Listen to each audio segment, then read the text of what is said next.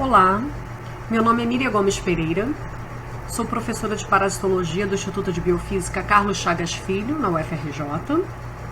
Trabalho no laboratório de ultraestrutura celular Herta Maia e no bloco de aumentologia eu estou responsável por discutir com vocês os aspectos celulares, as características de infecção, as características associadas aos quadros clínicos de três eumintos de importância para a saúde pública, né?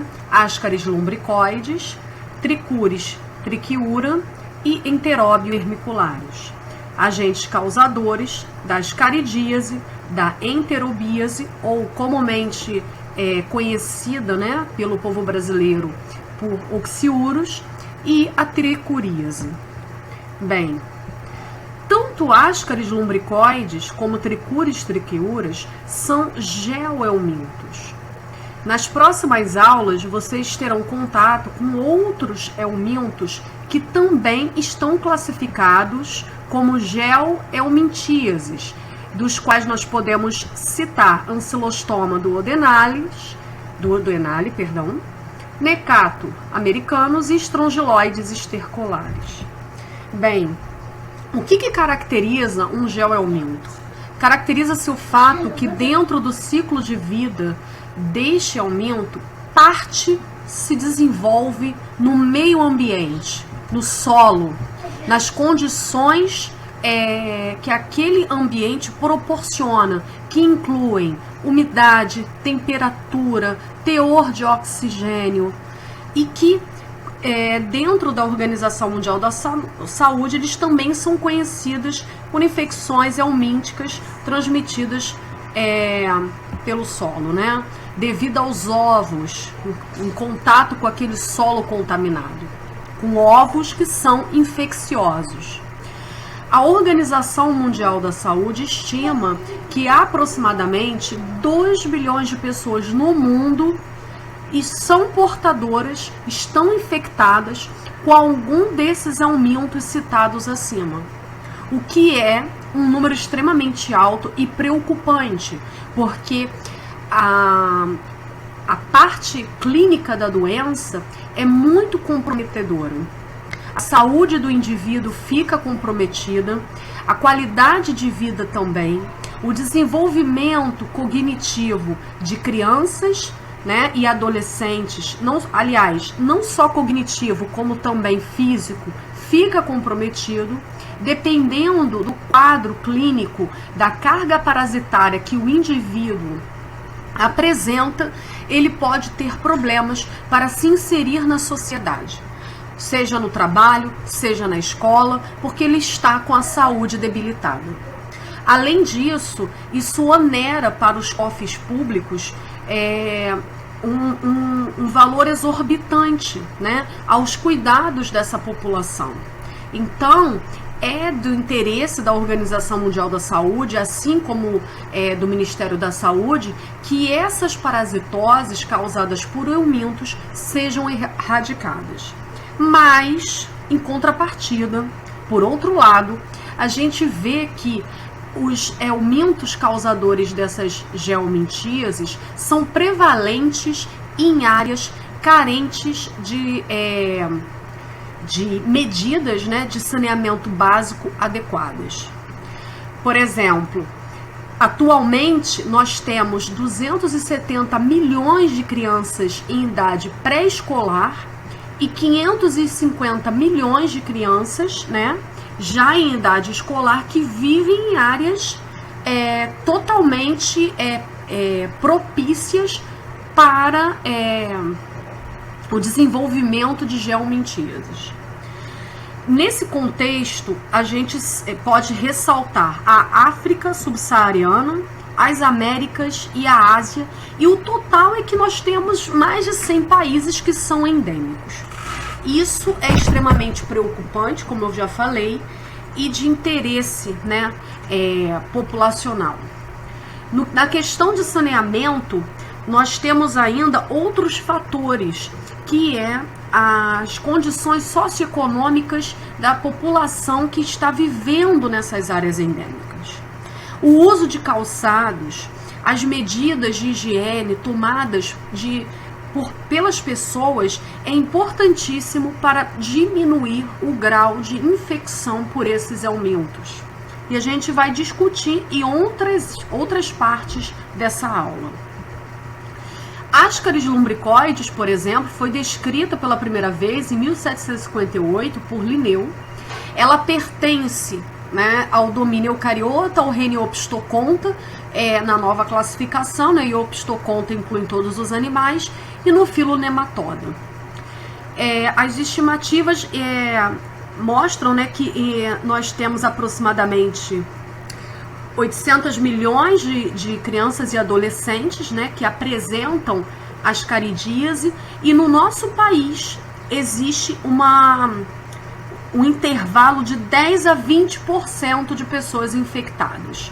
Por que tem essa variação? Porque depende da região do país, né? Em regiões mais urbanizadas ou com saneamento, medidas profiláticas e consciência populacional de higiene, os números são menores. E a gente vê, em contrapartida, em países muito frios ou países já desenvolvidos, um número muito baixo, por isso eles são classificados como não endêmicos. A Austrália, apesar de estar numa parte do globo, né, que envolve os trópicos, ela tem medidas de saneamento básico, medidas profiláticas muito efetivas, tornando-a um país, né, não endêmico também. O que se contrasta, né, com parte da América Central, né, que envolve a América Latina toda, mais abaixo, né, até a América do Sul, a África, uma parte da Ásia e também uma parte da Oceania. Então, todas essas medidas são importantes para minimizar a transmissão dessas aumentícias. Com relação, né, à morfologia desse aumento Ascaris lumbricoides, ele é um parasito com dimorfismo sexual, ou seja, nós somos capazes de distinguir as fêmeas dos machos, quando adultos, naturalmente. As fêmeas costumam ser maiores, variando entre 30 a 40 centímetros, e os machos entre 15 e 30 centímetros. Por que tem essa variação? A variação tem uma relação de tamanho associada à carga parasitária no intestino dos hospedeiros. Se eu tenho uma carga parasitária elevada com vários vermes nesse intestino, a disponibilidade de nutrientes é menor. Então, o desenvolvimento, o crescimento desses vermes fica comprometido. Por outro lado, nós temos que considerar também o estado nutricional e imunológico dos indivíduos acometidos, o que vai repercutir no desenvolvimento desses parasitos. A fêmea, além de ser maior do que o macho, ela tem, né, diferenças. Por quê? O macho, na sua região posterior, ou seja, no lado oposto onde fica a boca do euminto, apresenta espículas que são importantes para o momento da cópula, né, da relação, né, sexual entre os vermes, aliás, e aproximando e favorecendo a fecundação da fêmea. E no lado anterior, nós vemos uma boca trilabiada. Aqui, por microscopia eletrônica de varredura, nós vemos os 3 lábios que compõem a região, né, a ponta da região anterior. Nesta foto aqui, nós podemos ver o macho, olha aqui a região posterior, né, curvada, da fêmea, menor do que a fêmea. E eles têm uma cor normalmente esbranquiçada ou rosácea. Isso varia bastante dentre os parasitos recolhidos, né, de indivíduos acometidos. O ciclo de vida de Ascaris é um ciclo muito interessante. Ele é monoxênico, ou seja, apresenta um único hospedeiro. E como eu falei, se ele é um geoelminto, parte do desenvolvimento do ciclo ocorre no meio ambiente. No indivíduo infectado, ocorrerá a eliminação dos ovos nas fezes. Esses ovos são liberados no ambiente, mas são liberados ainda não embrionados. A taxa de liberação desses ovos é de em torno de 200 mil por dia. Uma vez no ambiente, esses ovos podem infectar reservatórios de águas que vão favorecer, né, vão suprir as necessidades de uma cidade, de uma sociedade, uma população. Podem contaminar pastagens, podem contaminar regiões de cultura, né, de hortaliças, legumes, enfim, verduras das mais diversas. Podem contaminar o solo, as calçadas em que nós frequentamos, que nós transitamos. E nesse meio, eles vão pelo teor de oxigênio, pela temperatura, pelas condições de umidade, vai ocorrer a embriogênese com a formação de uma larva no seu interior. Uma larva no estágio L3. Uma vez que esse ovo, tendo uma larva em estágio L3, adquirido, né, via oral pela ingestão de água ou alimentos contaminados, e eu incluo aqui também a unhas, a mãos sujas, a compartilhamento de objetos mal higienizados, ela vai ganhar o trato digestório, né, do hospedeiro, e vai haver a eclosão dessa larva. Por quê? Porque os estímulos são os sais biliares, o pH alcalino e o teor de CO2 no meio intracelular, não, no meio digestório. Uma vez que essa larva L3 ganha o intestino, já na região mais posterior do intestino, na região do seco, o que vai acontecer? Essa larva vai secretar proteases e colagenases para ganhar as regiões mais profundas do intestino, do tecido intestinal, até que ela consiga alcançar os vasos capilares mesentéricos. Quando ela ganha esses vasos, ela vai passar pelo fígado e da veia porta ela vai atingir o coração. Do coração, pela veia cava inferior, ela vai atingir os pulmões. E aqui é uma etapa importantíssima para a ação da L3. É aqui que ela vai ter as condições de teor de oxigênio e o próprio tecido pulmonar vai favorecer a maturação de L3 a L4. Quando ela chega nesse estágio, isso já se deu após 7, 8 dias após a ingestão desses ovos. A passagem pelos pulmões e toda essa rota que eu descrevi até então é conhecida por ciclo de Loss. O ciclo de Loss, ele não é exclusivo de Ascaris. Outros parasitos, né, outros vermes também passam pelo coração e pelo pulmão para amadurecerem. Mas essa passagem aqui, ela não é uma passagem totalmente assintomática.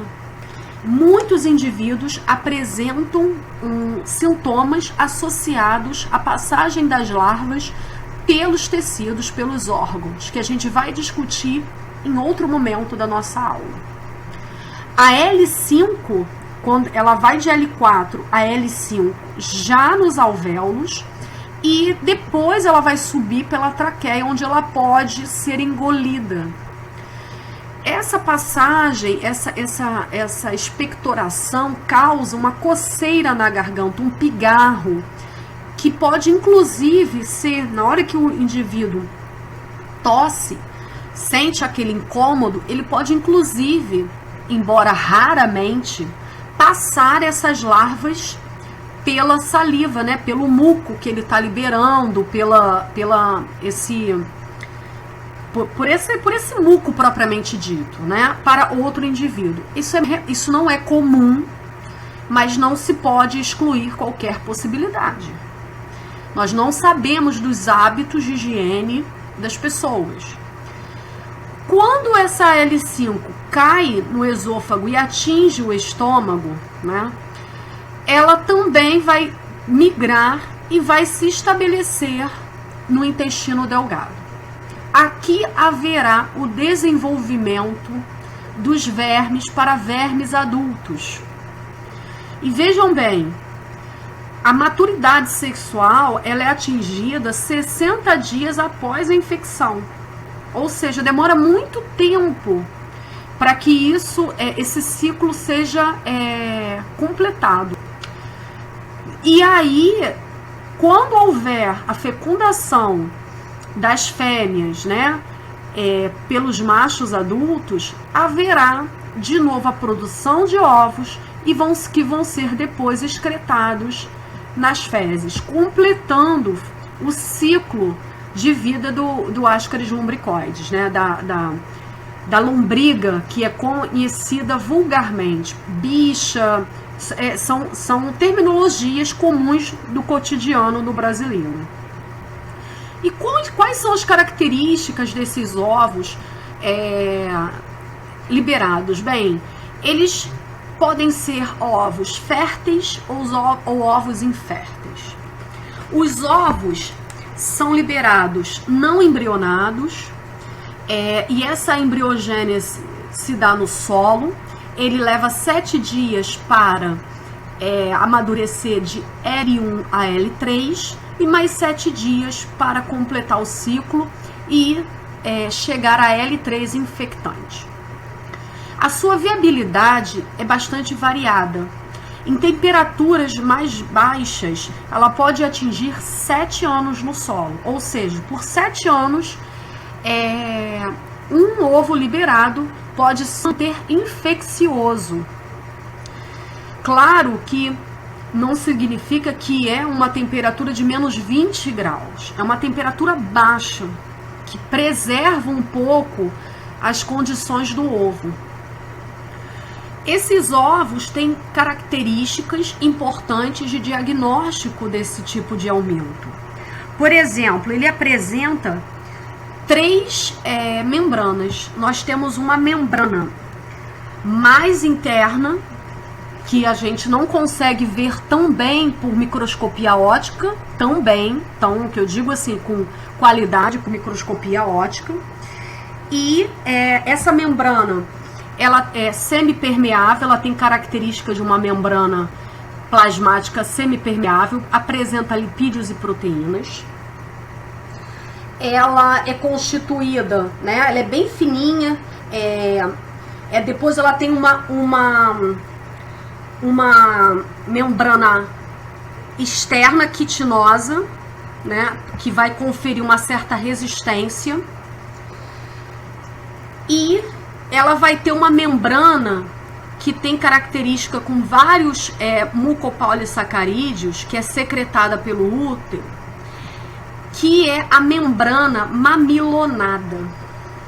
Essa membrana é assim chamada devido à sua constituição e como ela é observada, olha, rugosa, que favorece a adesão dos ovos às superfícies em que eles são liberados, a fim deles serem pouco carreados para outras regiões que não aquela onde houve a liberação.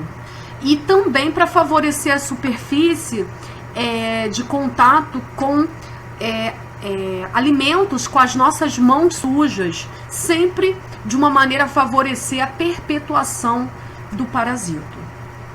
Bem, nem todos os ovos são ovos férteis com essas características. Olha, são ovos arredondados, com uma membrana mamilonada espessa, né? alguns desses ovos não apresentam essa membrana aqui, mas ele é fértil. Aqui você vê a massa de células germinativas logo após ser liberado, e aqui você já vê a larva propriamente dita. Olha só, dá para ver claramente. Por que que esse ovo é chamado decorticado e o outro tem uma membrana mamilonada? Pense que muitas vezes, ao longo do processo de formação, né, de fecundação e formação desses ovos, nem tudo sai corretamente como previsto. Então pode ser devido a um erro da produção, da síntese dessa membrana ao longo do processo de formação dos ovos. E também, se a gente for pensar que a carga parasitária provada, a probabilidade de se encontrar ovos férteis, mas que tem uma deficiência na formação da membrana mamilonada, ela vai ser maior, porque o número de eventos é maior. Mas eles são ovos que são capazes de infectar um indivíduo. São menos resistentes às condições ambientais, mas eles são ovos infecciosos.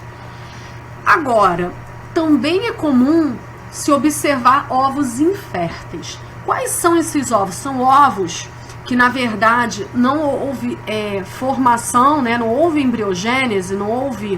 O que aconteceu? Foi algum problema no meio ambiente? Sim, também um problema no meio ambiente, em que não houve a maturação.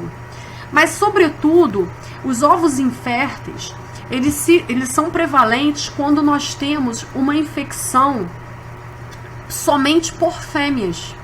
Então, essas fêmeas, elas liberam ovos que não foram o quê? Que não houve fecundação por parte de um ascaris macho. Aí a membrana mamilonada, ela vai ser delgada, ou seja, fina em comparação à membrana de um ovo fértil.